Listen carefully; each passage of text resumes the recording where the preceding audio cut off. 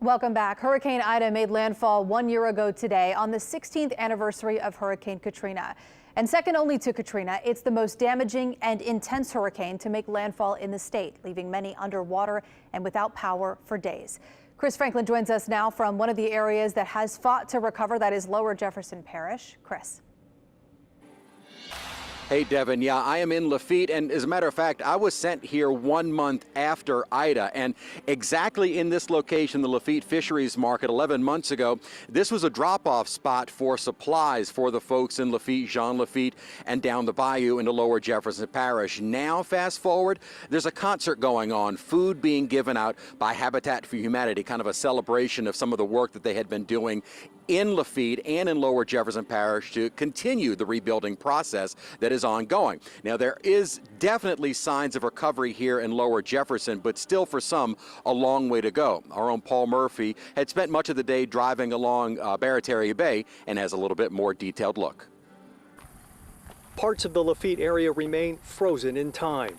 Scars from Hurricane Ida dot the landscape 1 year after one of the most powerful storms to hit Louisiana smacked Lower Jefferson Parish. This is where the water was, and I'm 6'2". We first met Jerry Bruce shortly after the storm. I lost 2 big sheds.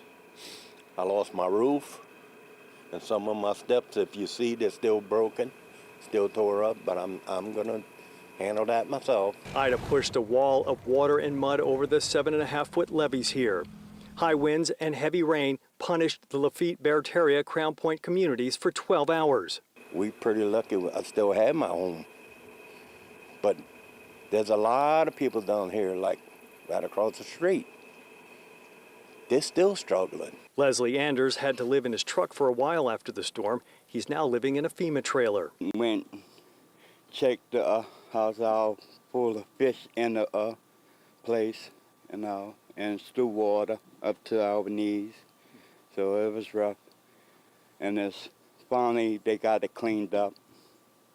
So how much longer do you think you're going to be in the trailer? It's going to be a good while. The storm left Fisher Middle and High Schools in Lafitte underwater. The morning after, I took the P-Rog out and went sightseeing, and it was devastating. Water completely over the fence. Like you wouldn't be able to see your car right now. That's how much water was in there. Fisher students are still being taught in temporary classrooms at John Ehret High School in Marrero.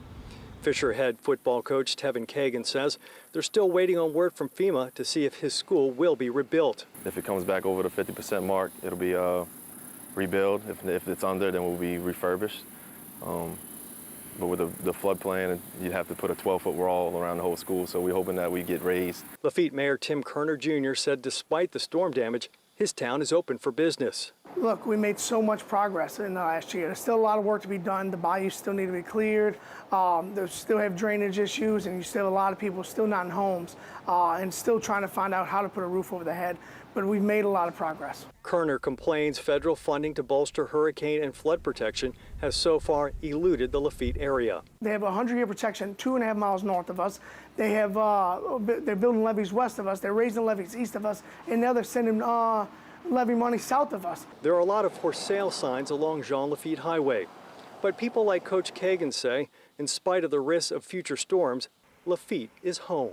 We're built different, like we're bayou built. So just to be able to handle adversity and keep moving forward, it kind of explains the mindset of this whole community. They have a saying down here along Bayou Barataria, the storm that makes you weak will make you stronger.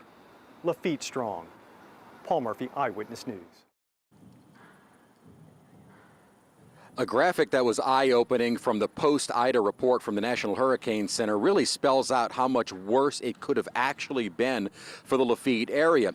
Estimates of the storm surge and the height above ground level in the Lafitte area from the National Hurricane Center range about 6 to 9 feet. And you heard Parish President Cynthia Lee Shang earlier talking about how long it took for that water to finally drain and how much mud was left after the storm. Well, had the storm jogged just 15 miles to the east, which would have been basically a wobble in the center of the storm, likely would have put another 3 to 5 feet in the Lafitte area and all of these areas in Lower Jefferson that are unprotected by a levee system. So, Devin, as bad as it could have been from Ida in this part of Jefferson, it actually could have been even worse. Wow. All right. Thank you, Chris, so much.